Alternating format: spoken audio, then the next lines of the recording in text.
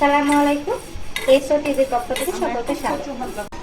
আমরা এখন কচু ভর্তা করব, যেটা আমরা কচু বলি, সেই লম্বা যে কচুটা থাকে সেই কচুটা ভর্তা করব। তো সেটার জন্য আমি প্রথমে এটাকে লবণ আর হলুদ দিয়ে একটু ভেজে নেব, তাহলে ভর্তাটা খুব সুন্দর এবং মজাদার হয়।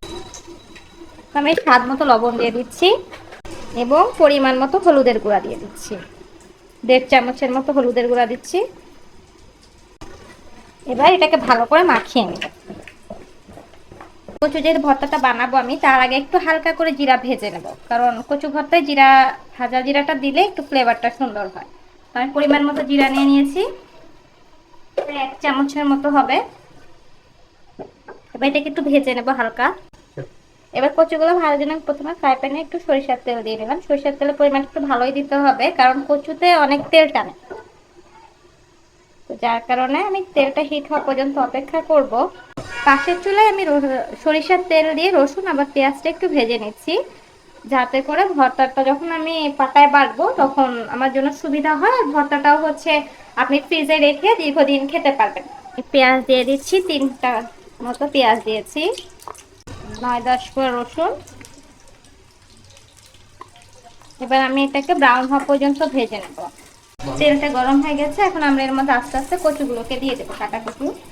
এই কচুটা হচ্ছে আমার শাশুড়ি মা আমার জন্য প্রসেস করে রেখেছেন, যার কারণে আমার খুব সুবিধা হয়েছে, কেটে এবং ধুয়ে ভাপিয়ে রেখেছিলেন।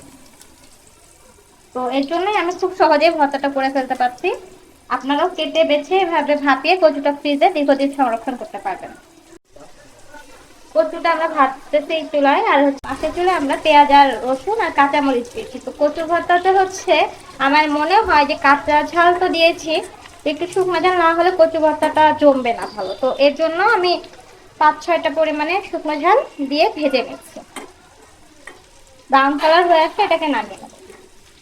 ভর্তা করার জন্য যে পেঁয়াজ, রসুন এবং মরিচ আমরা এবং জিরা ভেজে রেখেছিলাম, তা এখন একসাথে বেটে নেব।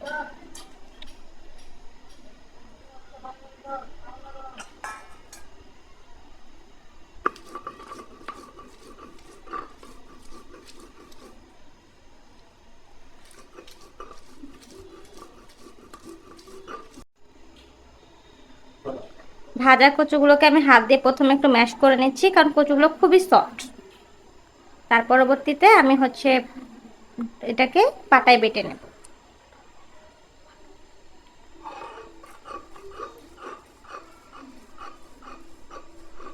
কচুগুলোকে পাটায় বেটে নিচ্ছি, দেখুন কিভাবে বাটতে হবে এবং হচ্ছে বাটাটা কতটা মিহি হতে হবে।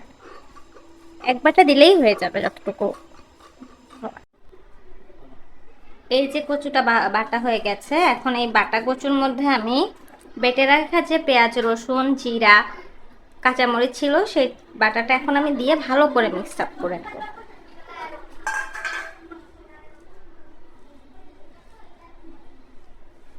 আপনারা চাইলে এটা মিক্স আপ করেও রেখে দিতে পারেন, আবার চাইলে কেউ হচ্ছে একটু হালকা সরিষা দিয়ে তেল গরম করে এটাকে একটু হালকা ভেজেও রাখতে পারেন, যাতে ভর্তাটা অনেক দিন পর্যন্ত সংরক্ষণ করা যাবে।